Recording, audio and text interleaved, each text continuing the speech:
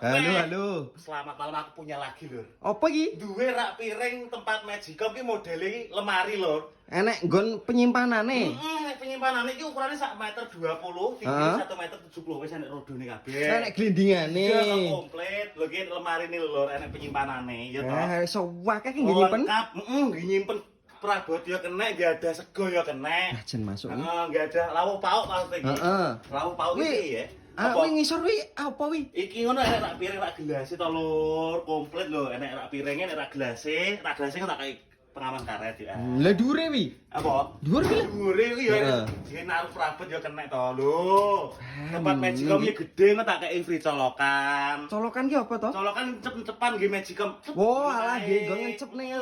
Sampe jaluk warna biru, warna ireng enek, warna pink ya enek lur iki. Iki lho. Wis arek kuwes. Iya iki padha iki sing model jeglong tengah. Oh, Magicom tengah.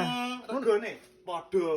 Padha ki piro? 2 juta ae lur, wis gratis ongkir Jawa Timur, Jawa Tengah. Engko bayare COD lan mau muni iki. Jan 2 juta ki murah pol Wis wisan. dadi CO nomor pemasaran bio profil ya. Sama bayare COD wis matur sembah nuwun.